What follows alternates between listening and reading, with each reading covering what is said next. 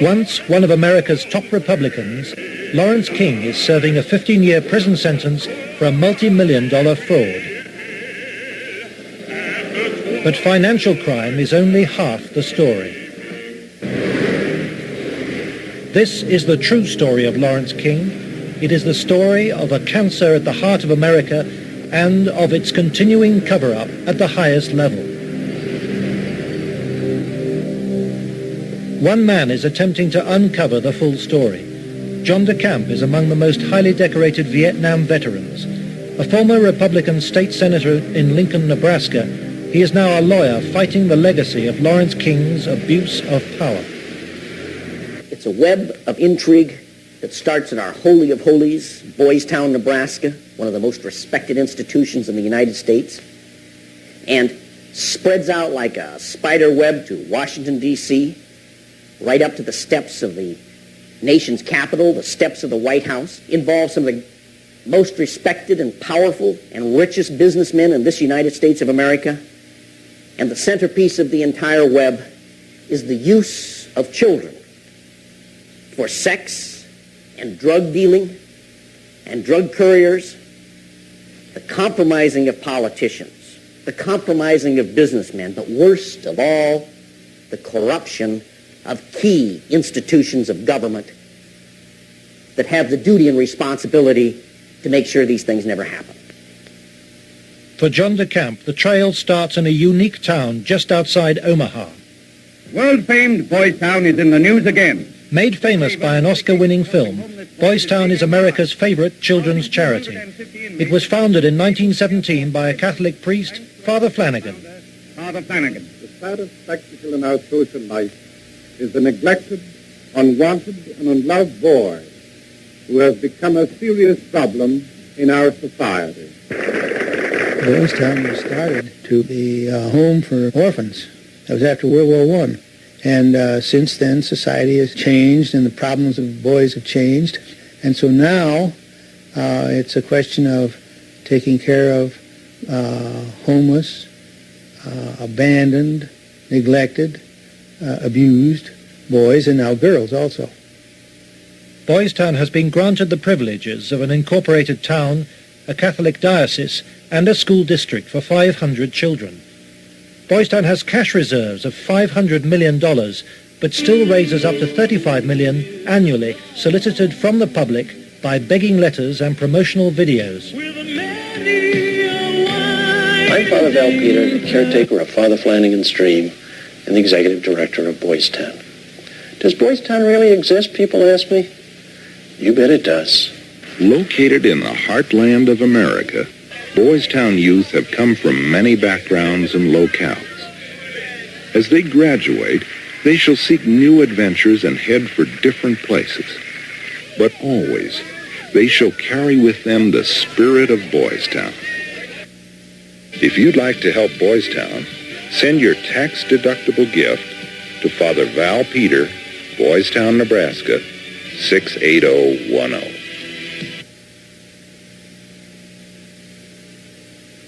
Boys Town, for me, was the first thing I ever heard of when you think of institutions that you respect.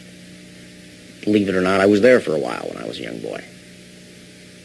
When an institution like that gets contaminated, then you better, if you got any decency at all, do something about it or at least get it cleared up. John DeCamp lays the blame for the contamination of Boys Town of the one-time leader of the National Black Republican Council, Larry King. Larry King was the fastest rising black star in the entire Republican Party of the United States during all of the 1980s.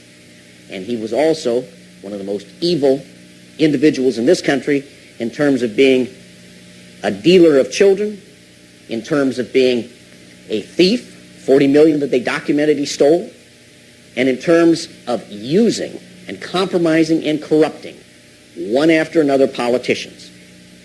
The base for his network was the Franklin Federal Credit Union, a people's bank in Omaha, Nebraska.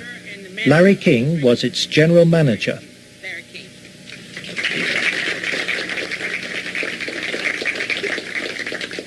Thank you.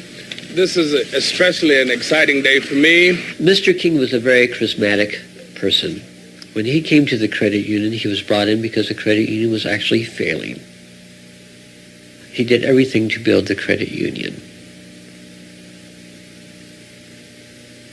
King courted the leaders of Omaha's wealthy business district.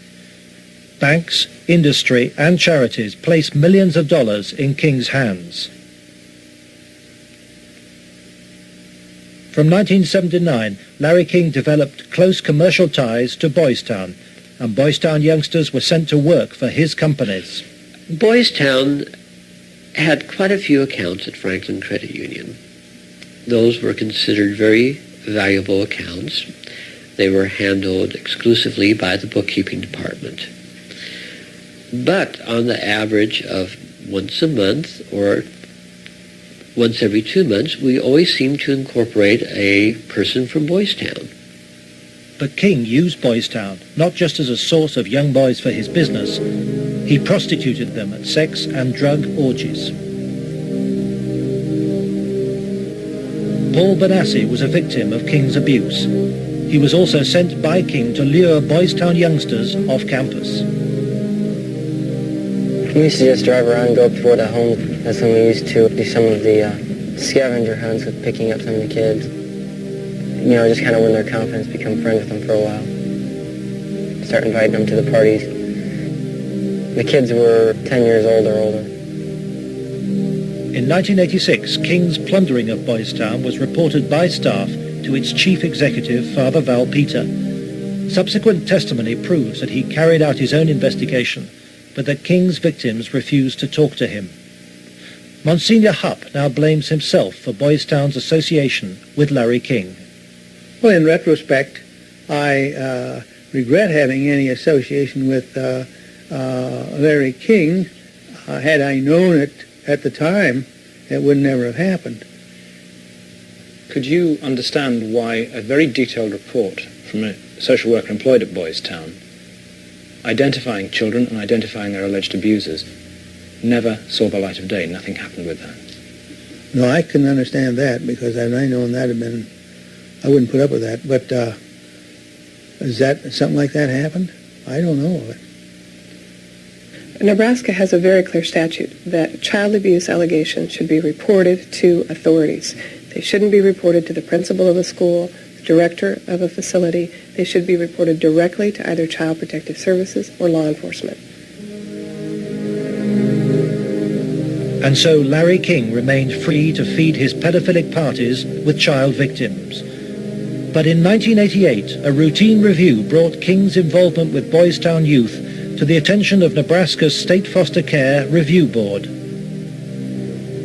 And the information presented to the Foster Care Review Board, either via the telephone reports, the personal reports, or the reports we reviewed, Larry King's name was consistently present as someone that the youth were making allegations against. So I would say we handed over at least a foot-high amount of material to authorities, and nothing happened.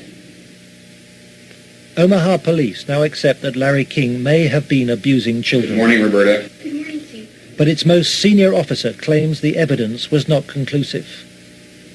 It is certainly possible that Mr. King was involved in illegal acts with children.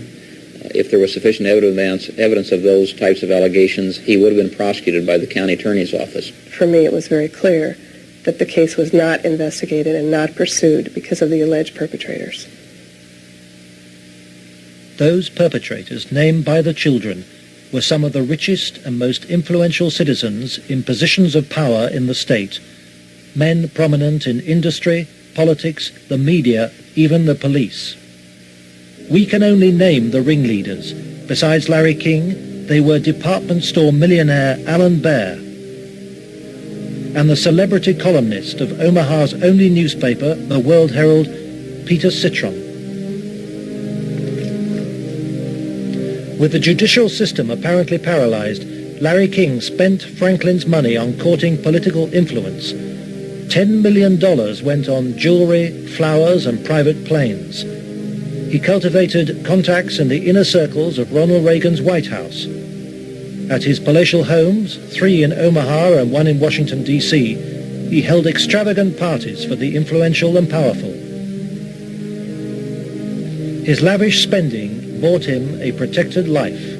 Larry King was constantly heralded, cheered, applauded in the news media as the great businessman that's helping the poor people, the black community of Omaha. But King's extravagance attracted the attention of the Internal Revenue Service. As a result, on April the 11th, 1988, the Franklin Credit Union was raided and closed by the FBI.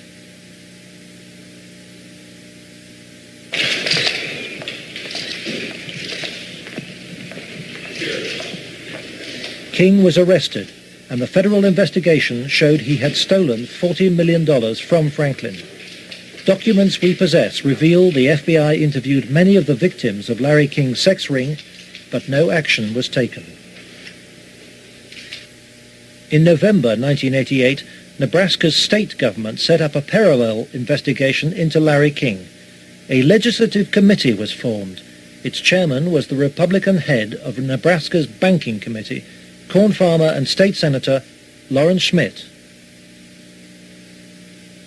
Immediately, anonymous threats began. I received a phone call on the floor of the legislature. The caller did not identify himself, but he said, "Lauren, you do not want to have an investigation of the Franklin Federal Credit Union." And I asked who I was speaking to, and they said, "That doesn't matter, but you shouldn't have that investigation."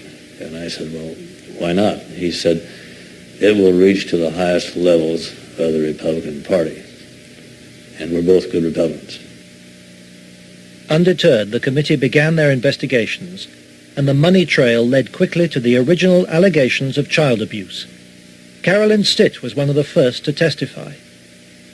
The night before we testified before the legislative committee, I did receive a phone call at home that said, "If you speak, you won't live to regret it."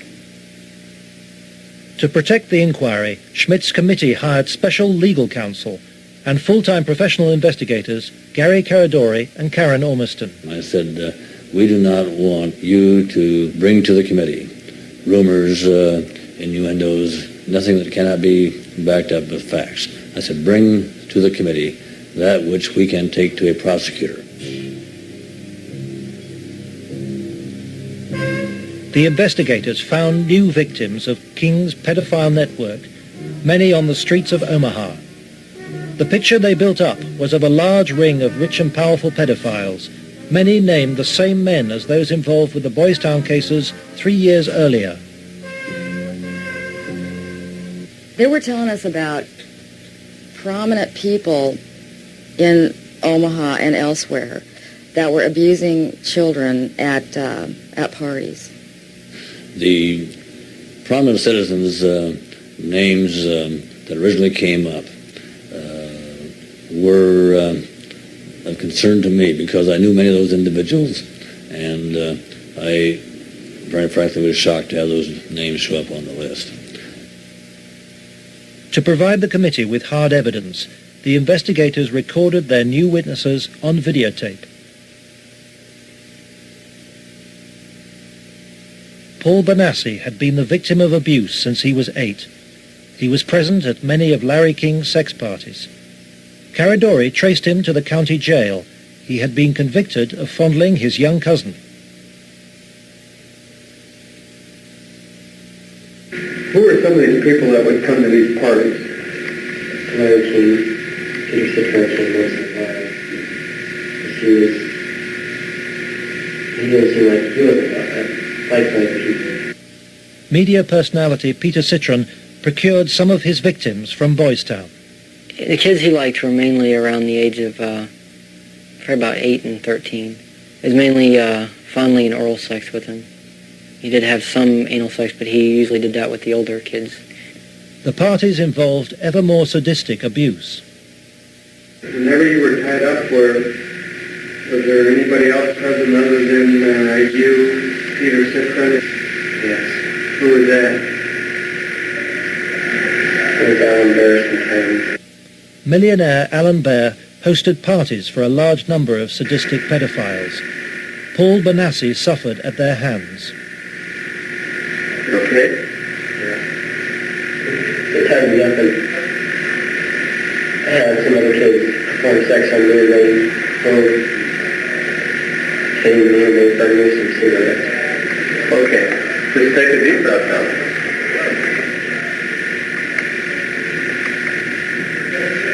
And across the Troy Bonner. Troy Bonner would tie you up? He was there. Troy Bonner was found by the investigators and his videotaped testimony taken under oath. I was shocked when I walked in. There was a kid, I would say about 15 years old, out in the middle of the room. One guy was standing in front of him. He was bent over, and the other guy was like reaching under him, playing with his nipples. Wow. A guy whom Jeff told me was a police officer shoving beads up his rectum. The police officer was shoving beads up his rectum? Yes. Bonner named Alan Bear as the man who introduced him to the sex parties. Alan Bear was a sick fuck. Didn't care, wanted sex, nasty, I don't even know if you can call it sex. Everything, from just, touching to fruit, squash, huge squash, that big around, stuck into your ass, heat things, hot things, poked at you and stuck in you. But the center of the child sex ring was Larry King. Larry King was the same kind of sick fuck Alan Bear was, except Larry King was more violent, more sure of himself.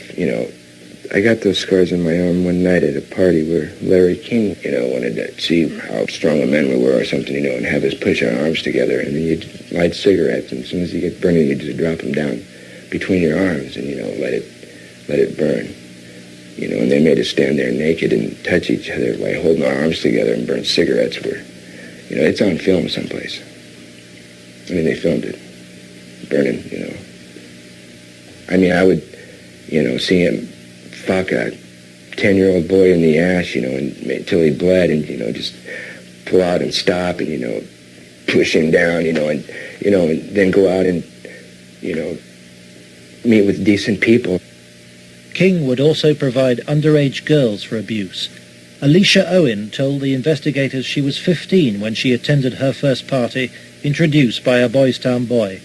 Caridori discovered her in jail where she was serving a sentence for passing bad checks. I met some guys there that were from Boys Town, and it was at that party that I met Larry King. At the time that I met Larry King, I did not know that he was Larry King. I had met him. It was the first time I'd ever met him. Larry King and Alan Bear frequently hosted the child sex parties in penthouse apartments at the Twin Towers luxury block in Omaha. A lot of it was me handcuffed with my hands behind my head and my feet tied and doing different things. What do you mean? Sometimes there'd be a guy straddling over my face. Okay. Most of the time, Larry King took pictures quite a bit during that time. I know it's difficult. I don't know. Okay. And I think I could have said no. Okay. But I don't know. Okay. And you know, Alicia, you're a victim. And at a young age, let's go up camera for a minute. We were appalled. Appalled. I don't even know if it comes across on the video, the way it came across to us in person. It was incredible. It's incredible what these kids went through, I think. Larry King was also here. He came in and we drank and did cocaine. I didn't do much. So he turned me on to what Larry King did. Drugs was a strong part of how they got control of some of the kids, because that's what some of the kids were there to get. They would do the sexual acts and then be provided with cocaine or whatever type of drug they wanted. Heroin, I don't know, but that was my drug of choice, Till this day I remain an addict, And those of us that didn't like to be involved and didn't want to be involved were threatened. Oh, so and who would do these threatening remarks? Larry King. Do you think Larry King personally did? I think he did. And when they threatened, that I can go find somebody that will kill you, and it will kill your family, you don't tell anybody. Larry King was, I would say, the center of transporting the children around the country. The airplanes were usually in his name, at least in his name. They were paid for by Larry King. We met them in Pasadena. Met who in Pasadena? We met, Larry King was there. There was 3 boys that I had seen at one of the receptions at the French Cafe were there. And I'm almost positive they were Boys Town boys. Almost positive. They were there. You mean graduates of Boys Town or present? I think they were present because they were young. Well, how would they get away for a long period of time? I have no idea. Okay. Boys Town came up frequently during the investigation, but we found it very difficult to get information about Boys Town. I was not able to find any information on my visit there, and Mr. Caradori could not get information either.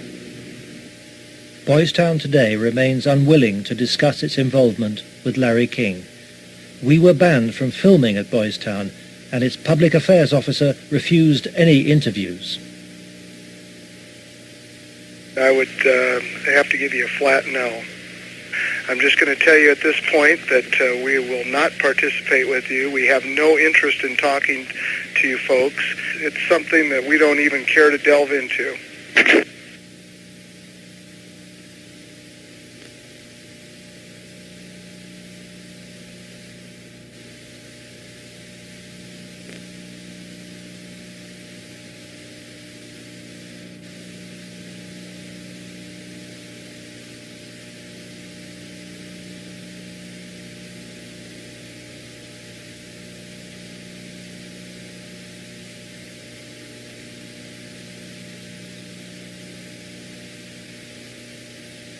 By the spring of 1990, the Nebraska State Committee was convinced by the evidence of an organized child abuse ring. Its chairman, Lawrence Schmidt, sought the advice of his lawyer, John DeCamp. On his advice, Schmidt turned over all the sworn evidence to the FBI. But immediately, the videotaped testimony was leaked to a hostile local media. The media immediately started discrediting the witnesses. They were, the witnesses came across in the media, in the Omaha World-Herald, especially, as the criminals. The last 3 victim witnesses were demolished by the press, particularly the Omaha World-Herald. The paper never looked for information that would support any of the allegations. The whole purpose of the stories was to destroy any credibility that these youth may have. I've heard that people said that Gary Caradori coached me and that he told me what to say, but the fact was I didn't meet Gary Caradori until way after I'd already talked to the Omaha police about the abuse and had named all the same people. Paul Benassi maintains that neither the FBI nor the Omaha police took his allegations seriously. And they didn't ask me very much about Larry King or even Alan Bear at all. They treated the allegations that I made about the people who abused me almost like a joke. The stories were of such significance that the investigators first wanted to prove the accuracy of the stories.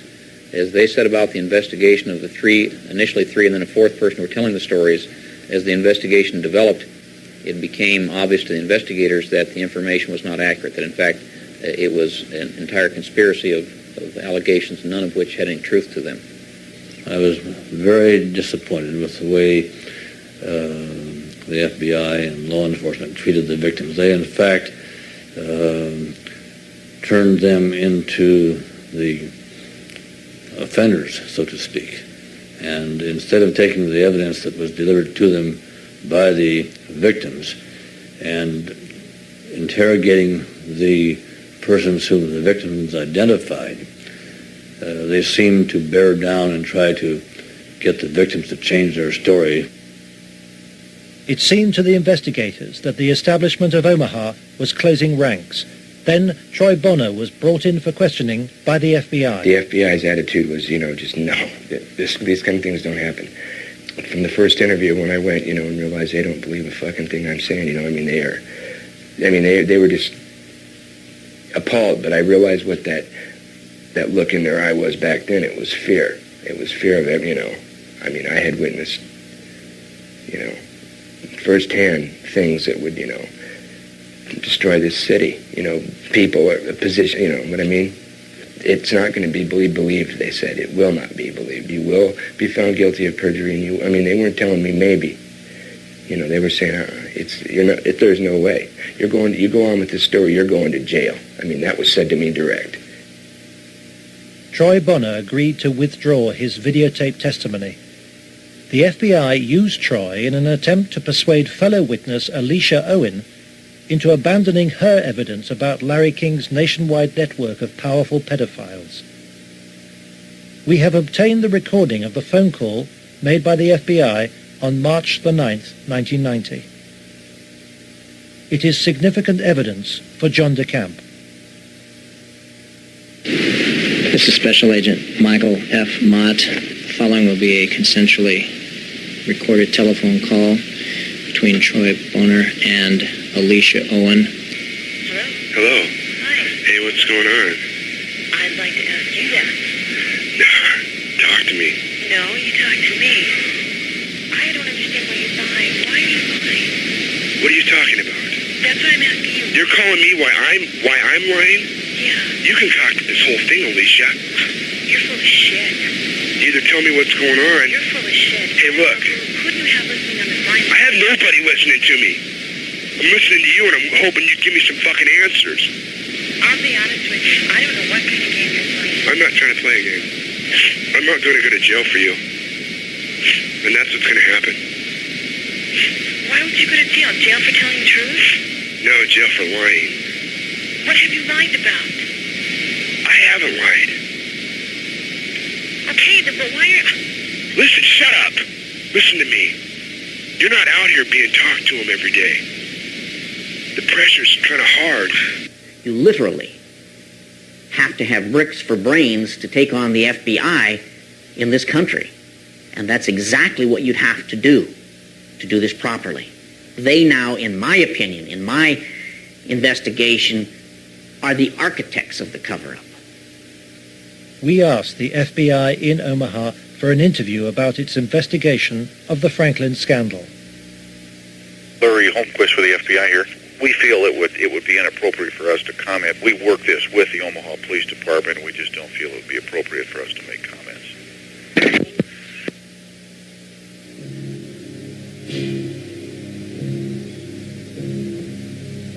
As the investigators sought out new witnesses, they found themselves under constant threat. Gary was threatened several times. His vehicles were tampered with. I would think whoever tampered with them, it was a scare tactic because it was so obvious that they were being tampered with. Gary it was one piece of evidence I know he got that he even said he got one step ahead of him this time. He told us about this book. It was like addresses, telephone numbers, names. He said if they knew he had it, they'd kill him. On July the 11th, 1990, Gary Caradori and his 8-year-old son AJ were flying home from Chicago in his light aircraft. They had watched the All-Star baseball game, and Caradori had been pursuing new leads. Investigators from the National Transportation Safety Board are in Harold Cameron's cornfield trying to determine what caused this private plane to crash, killing its 2 occupants. The bodies of Gary Caradori and 8-year-old AJ were found in the wreckage. National Transportation Safety Board investigators say wreckage from the crash is apparently strewn over a 3/4 to 1 mile long stretch in this field. The fact that the wreckage is scattered over a large area certainly demonstrates that it did break up in flight. The exact mechanism of breakup yet is still unknown. The federal investigation was never able to discover what tore the plane apart. There are things missing from the plane. His briefcase is missing. I think the plane was sabotaged. There's no doubt in my mind. Within 24 hours of the tragedy, all Caradori's records were impounded by the FBI. Gary's widow, Sandy, is still unable to come to terms with her loss. As a mother, I don't want to ever think that somebody murdered my child, let alone my husband. But I think if you'd ever talk to any parent, be it mother or father, who's ever lost a child, I mean, the worst thing that you can think of is that somebody would want to murder a child. I really feel that somebody killed my brother. And inside me, I know that somebody killed my brother. If somebody could help us out somewhere, somebody knows something. And may God help those who did that to him and his family. The effect of Gary's crash on the investigation, I think, in effect, put an end to anybody else coming forward. There are many victims. We knew of more. There are more. They're still out there. They're afraid to come forward. That's when I was finished, because I figured out if they murdered Gary and his son, there was nothing that would stop them. There was no piece of paper. There was nothing we could come up with that was going to get anything done.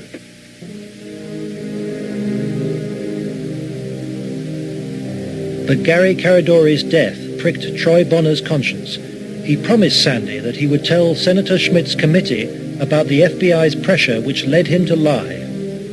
I'd set the record straight. I was, going to do it. And would, the truth would come out, and somebody would be held accountable for his death. And then at the funeral I had seen, FBI guys, and they looked at me. I was supposed to meet Senator Labetz and Schmidt for lunch after the funeral. And, that's when I decided, I told my mom, we're not going to do the lunch. We're going to hightail it out of Lincoln now. Troy Bonner claims that pressure from the FBI and with the assistance of the county attorney's office in Omaha led him to swear a new statement claiming that he and Alicia Owen had concocted the entire child abuse story. He told this story to a grand jury formed to bring any charges. On July the 23rd, 1990, the grand jury issued a bizarre and contradictory report. It indicted Larry King for fraud and embezzlement and ruled that he had paid young men for sex, but dismissed allegations about his sex ring. It indicted Alan Baer for the serious offense of pandering for sex, but rejected evidence linking him to King or to Citron, whom it noted had been convicted of separate child molestation charges. It accepted that Troy, Alicia, and Paul Bonassi had been abused, but not by the people they identified. And for refusing to withdraw her evidence, it charged Alicia Owen with perjury.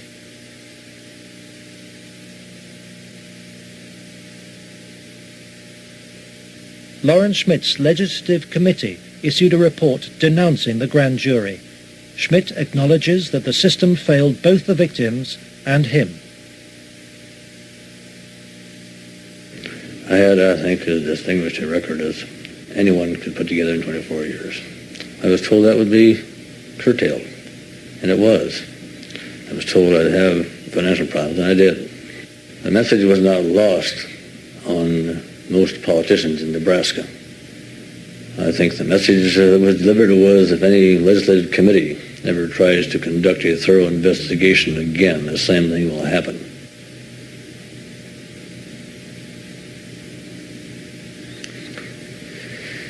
It has shaken my faith in the institutions of government. I used to be a firm believer that the system would work, and that people who did things wrong would be punished. And we discovered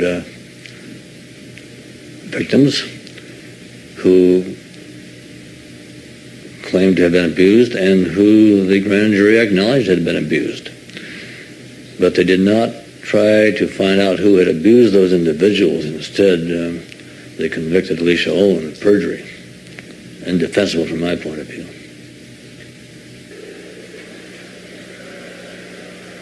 The trial took place in July 1991. Troy Bonner testified that the child abuse story had been an invention. As a result, Alicia Owen was sentenced to between 9 and 25 years in prison.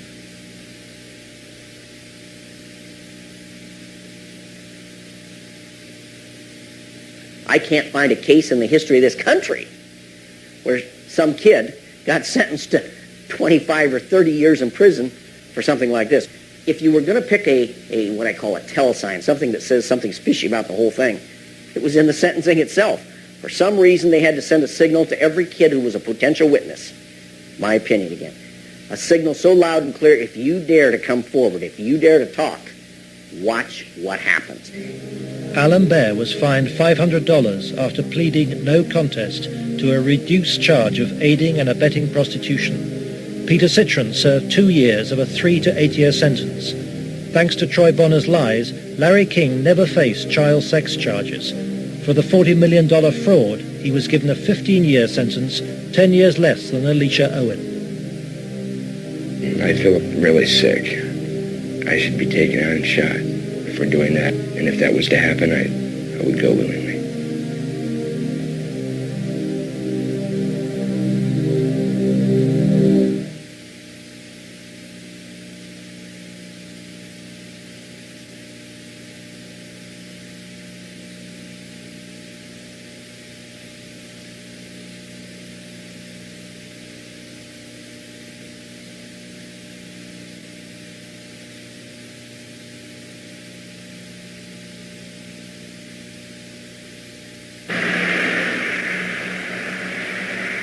John DeCamp, former state senator and Vietnam veteran, is now the only man fighting to help Larry King's victims. He is the lawyer trying to overturn Alicia Owen's conviction and to expose the cover-up. I live in Nebraska. Hell, I was born here, raised here. I have 4 kids growing up here. Like it or not, it's my heritage, you know. Well, if it's a dirty cesspool that I got to live in or look back on that I left, that ain't good. The real cost, if I were going to say to my family, has been the fear and intimidation it's put in some of the kids. A couple of the kids are really, really frightened and really had some sleeping problems over, here, this or that. So that's been the real concern I've had. John has received anonymous threats and has turned for advice to his friend and one-time boss, former head of the CIA, William Colby. Old Bill Colby told me better than anything. The one thing the bad people can't afford is publicity, and knocking you off right now or doing something obvious to one of your kids would bring them more trouble than it's worth. I said, you have to consider the possibility of some danger to not only your reputation, but to your person. I mean, people do react rather violently to some kinds of charges, or particularly if they're true, there's more apt to be a negative reaction than if they're false. If they're false charges, then they can be reacted to in a normal way, by a libel suit or whatever. But if there's truth in it, there can be a danger in that situation. We've seen that happen in other cases.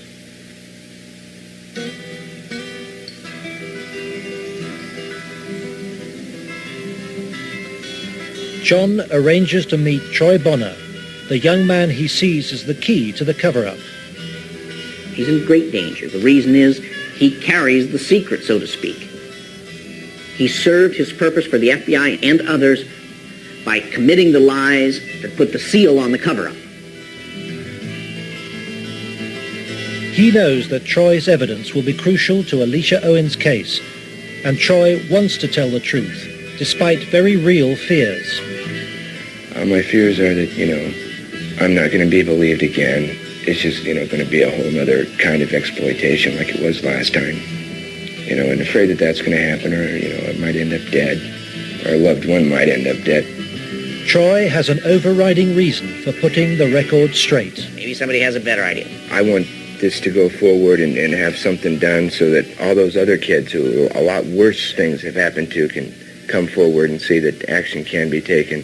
You have to, if you want to protect yourself and your life and your family's life, both now and particularly in the future, is to use the institutions of government that have been set up to protect you and make them work. That means you go into federal court, you go after the people that have done this cover-up, and you expose it so there's no longer any percentage on their part in eliminating you because the secret's out. Yeah, that's why we're here today, to let it out.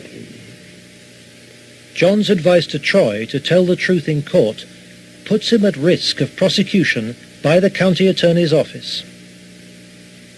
Potentially, they could decide to charge him with perjury, because now he is telling that they forced me to lie. I did lie at Alicia's trial. I did lie before the grand jury. I did it because the authorities were forcing me to do it, and I was scared for my family. Potentially, they could charge him with perjury this time. Troy's appearance in court will keep Alicia Owen out of prison. She's on bail while DeCamp appeals against her perjury conviction. As her hearing approaches, vital new evidence emerges. Alicia claims that some of Troy's videotaped testimony was withheld from the grand jury which indicted her. The tapes that were shown to the grand jury had been edited. Everything that matched Troy's statement Was shown. that matched mine Because I know it's was raised. edited out. And I think maybe one of the things we want to do is show the judge specifically where these, little 5-minute segments of, look, this tape says this, and then show him it isn't in this tape, and this is the tape the grand jury saw. I'm going to attempt to get these tapes, and we'll see what happens next. But to obtain the tapes, DeCamp must approach some of the very officials he has accused in court of being involved in the cover-up, the county attorney's office which ran the grand jury. In the good old Alicia Owen case, 127-194, I'm trying to get the evidence, the tapes and the transcripts of Troy and Danny. Troy Boner. Get that up here, Louis. Yeah. It's up at the county attorneys. They have all the bills up there. Robert. Let me guess. Robert Siegler has them. Robert Siegler is the prosecuting attorney trying to send Alicia Owen back to prison. After lengthy negotiations, DeCamp emerges with the tapes the grand jury never saw. I went with like $4,000. I got $4,000 of cocaine. Okay, in what airline? In more than 2 hours of taped testimony, Troy details trips across America on behalf of Larry King and Alan Baer, trips for drug deals and sex. It corroborates Alicia's evidence. Fort Worth, like an hour, and then a big plane from Dallas to Los Angeles. Did anybody go with you? Alicia Owen.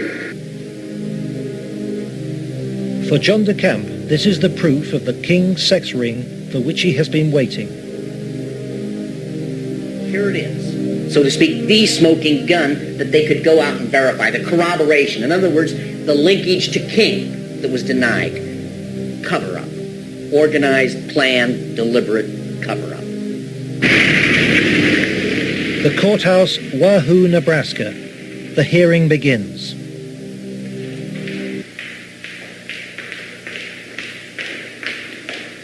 Alicia Owen is ready to testify.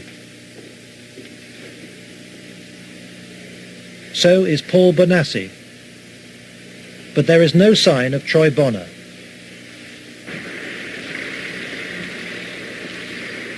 DeCamp discovers that Robert Siegler has sent the young man a subpoena.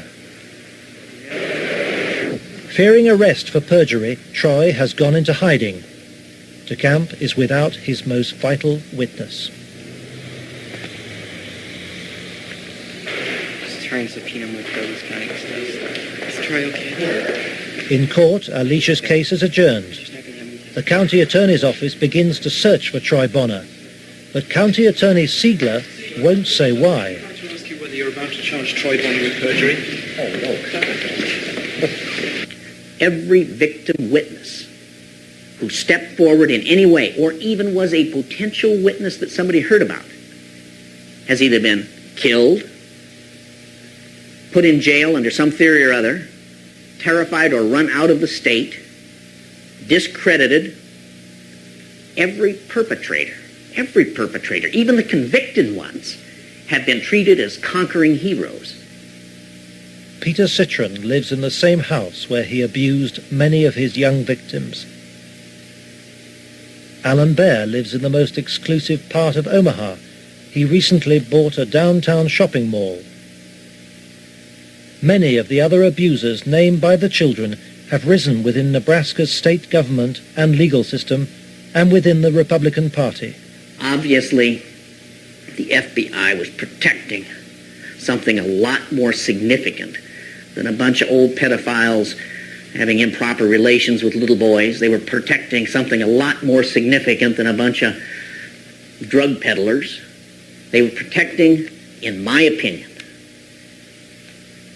they were protecting some very prominent politicians, some very powerful and wealthy individuals associated with those politicians and the political system, up to and including the highest political people in this entire country.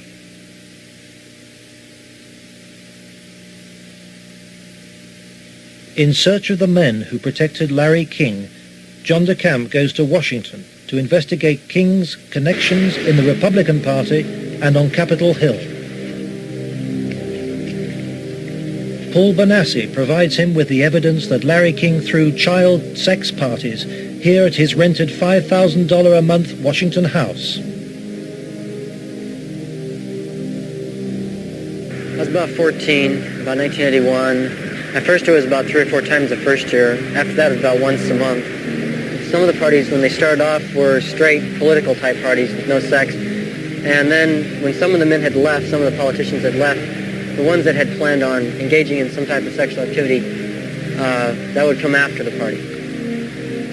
Some of the kids would be held downstairs in some of the rooms where if they acted up or if they started freaking out because of the drugs that they were on, they'd put them in a room that they couldn't get out of, and they would lock them in. What kind of drugs? Anything you wanted: cocaine, heroin, speedballs. You're telling me those things were at these parties where you had Larry King and prominent politicians? Yes. Were they readily available to anybody at the party? At the after parties, they were readily available for anybody. Beforehand, they did it more upstairs than they did anywhere else, and it was kind of in the back rooms. Were any attempts ever made that you know of to expose this situation? As far as I know, nothing's ever been done, and most of the people that were in there had already been, I guess you could say, compromised. King's partner was Washington lobbyist Craig Spence. Spence took youngsters, including Bonassi, on private midnight tours of the White House. So you were in the White House then? Yes. And how did you gain access? Well, I came down with Larry King, but Craig Spence was the one that arranged the trip for us. And it was kind of a gift for our services that we were doing. How many times were you on this kind of a trip? I came to it on 2 times. 2 times. And were you used for sex on those occasions? Not until after we left. After you left the White House? Yeah.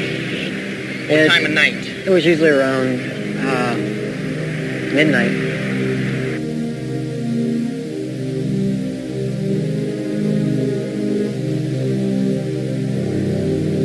For me, it was just kind of weird being in the White House at that time of the night and getting to go into places that the guy was telling us that nobody gets to go to. You know, I seen rooms in there that I'd never even heard about. Craig Spence and Larry King had a couple of groups. One was called Bodies by God, and they had the Cowboys, and there was another group that was started by Larry King, which was called the Golden Boys, which was kids that were usually under the age of approximately 10. Spencer's callboy network was investigated in 1989 by reporter Paul Rodriguez of the Washington Times. We had uncovered a series of allegations from some minors, and it led me to a callboy operation. Well, it sure fits with, this boy Paul Benassi. And he tells a tale of being brought to the White House on occasion, kind of as a reward for the kid. Craig Spence's dad, he committed suicide. He had advanced stages of AIDS. He was an AIDS carrier, and he killed himself. This was the thing that always bothered me. They claimed it was the largest male prostitution ring in the city that they've ever had uncovered. It was $1 million a year minimum. Yeah. And yet they only prosecuted the operator, Henry Vinson, and 3 of his lieutenants, as it were. Mm-hmm. They never went after any of the Johns or the clients. This operation claimed to have clients that ran from the White House to the Capitol Hill to the State House to the churches within the media. Exactly what Paul describes as the people he was with. And a lot of the stuff led there, but we couldn't quite nail it at all cases because, again, to accuse someone of high stature, you've got to be very careful. I understand. We were able to do it through the mother lode, which provided us credit card receipts and canceled checks, and then lists of the clients. The prosecutors knew all this stuff. There was approximately 20,000 documents they had. They sealed the entire record by court order. And we've attempted on several occasions to unseal that, and we've been told it'll be a cold day in hell before those records ever get unsealed. And it makes me wonder what's in those records. Yeah.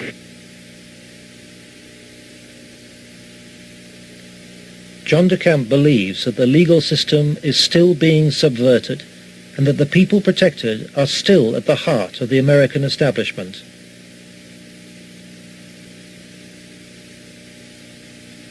He hopes that this program will expose a serious miscarriage of justice, but the opposition is formidable.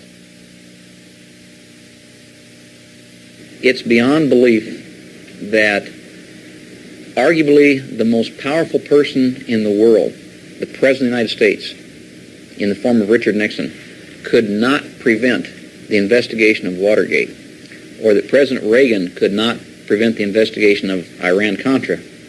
And yet somehow this group of unnamed, unknown, anonymous individuals in Omaha, Nebraska have such power they can control and protect all of these people from being investigated. Those allegations are ridiculous. Well, first of all, Nixon did cover up Watergate. Number one.